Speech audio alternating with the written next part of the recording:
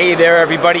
This is Eric from Outer Limitless. And it's Carlos from Daily Carry Solutions. We're here in Atlanta today to cover Blade 2019. Now there is a lot of material to cover between June 7th and June 9th. These 3 days have a lot coming, so stay tuned. You're gonna like it. It's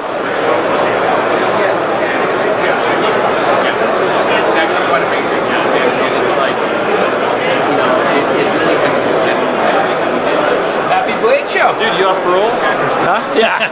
You're on camera, man. Yeah, I know. That's why I said that. Everything's good. You doing good? Yeah. Nice. Sure. Good. Yeah. We No. always get swamped, and we kind of didn't finish setting up in our mind. It looks good. But yeah, it's been solidly just busy. Yep. Lots of return customers. That's what's cool. We had about 12 to 15 guys show up wearing bags already. It's Mike Rogan Tools. Oh He's got yeah. You know what? He's rocking a toll cat. Yeah. So his tools are like kind of unsharpened pry bars and things. Yeah, I've seen that. That's cool. You're not talking about another knife maker, unsharpened pry bar, are you? No, I make sharpened pry bars.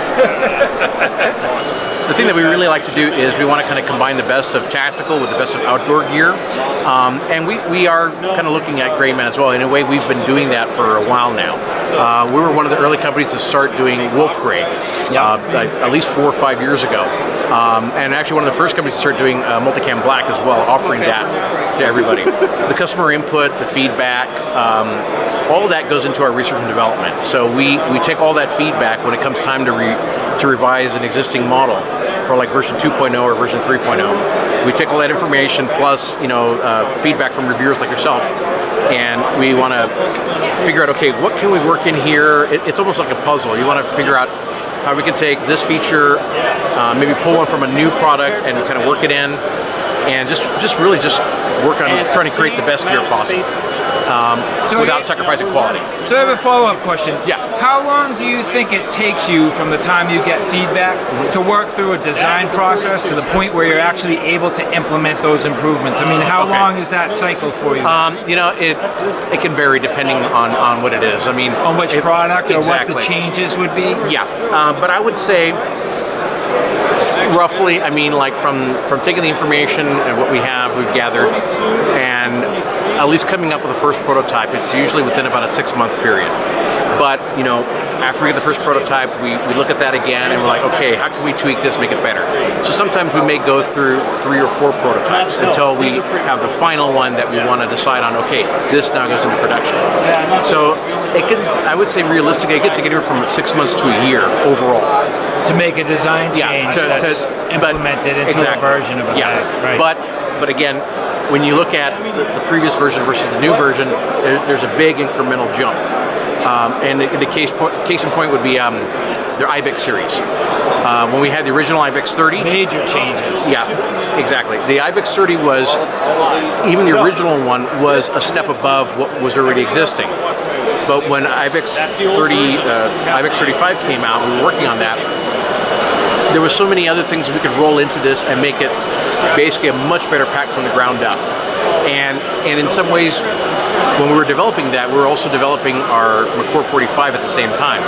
So some of the new things that we looked at, like the back panel, we're like, we can take that and move it into here, and this would be even better than what the previous It's Ibex. interesting you say that, because you could see that design element from the McCore 45 making it into the other exactly. packs. Certain things we want to basically pull down to it's a core element pack. at that point. Yeah, absolutely. Nice. And that's really what we always focus on.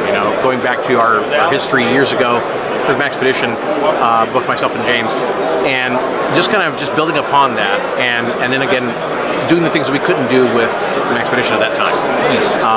And that's what is now setting Vanquest apart from everybody else. And it's a great thing, because we know that from what we hear from our customers, they love what we do, and we just keep going at it. And don't let it stop. Yeah, exactly. We're going to be here in a few years, and you're going to say this is the version 8.0. Yeah, yeah. Nice. But yeah, I mean, like, and when you look at the early versions of like the Javelin, for instance, or the Envoy, and you see the ones we have now, it's like it's a huge progression over time, and it's something that we're very proud of. All of us are, and all of us that have been working and doing this for the last 6-7 years. Definitely labor of love.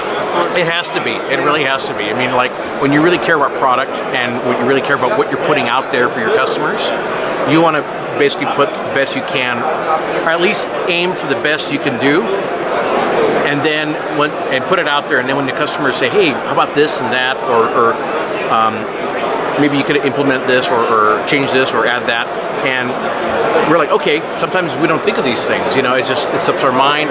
But even then, like when we work on new prototypes, we pass it through everybody in the company, and then again, the customer feedback. It also helps us to say, oh well, we could implement this. We didn't think of this before, so let's do that. And overall, it's just making the best we can.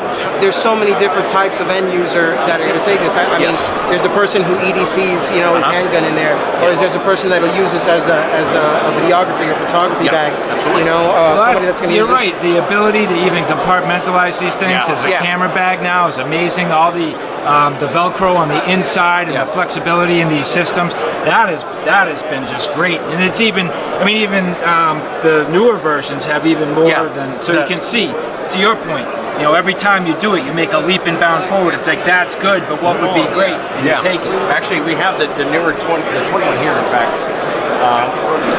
Show you here. So here's the 21 with the new padded dividers in here, and it's got the full loop lining on the inside. Plus, on the outside, we've gone to more lower profile with the Molly. So we still have the Hypalon Molly, but it doesn't look like Molly per se, and it just gives a less tactical look. Same on the front as well with the loop-faced Molly. That's always nice because it's dual purpose that way. Yes, exactly. And you know, little things like, for instance, this is a grab handle, so that when you're pulling your bag out of your car, you can just grab it from here and just go. Little touches like that. On the new 21, we've also now implemented a side bottle pocket because customers have been asking for it. So we have a bottle pocket here on the side, plus you still have the side admin pocket as well, so that you can still organize and put gear on the inside. Yeah, so the only option prior to that was the bottle corset that you put on the... That's right, the Hydra bottle holder, which you could still do that as well. But again, like I was mentioning earlier about borrowing some ideas from other models that we have, on the back panel here, we've taken this from the, essentially from the Ibex series, and now we've done it as well on the Trident series. Now let me ask you, is it coincidental that it's in the shape of a V? I wouldn't say so. It was intended to be that way, but in intuitive and comfortable. Yeah, but in a way, it kind of is, like I said, intuitive because it gives you better airflow channels. It's a thicker padding, so that way it keeps more space between your backside and the bag, so you have a bit more airflow. You still have the lumbar pad support on here as well. But also on the backside, we've let's bring this down here. On the backside, we've improved the concealed carry and hydration compartment here. So now it's much wider opening. So you still have the full loop lining for your hydration bladder or for concealed carry accessories. Easier access, like to get to items in here, and also has a stiffer frame sheet on the inside here. So it's actually a lot more rigid. Holds up better, and again it also gives you rigidity, so that if you need to carry something on the inside attached, it's going to hold it in place and not print. You know, it's not going to show the contents inside. So it's, again, always improving what we've already created.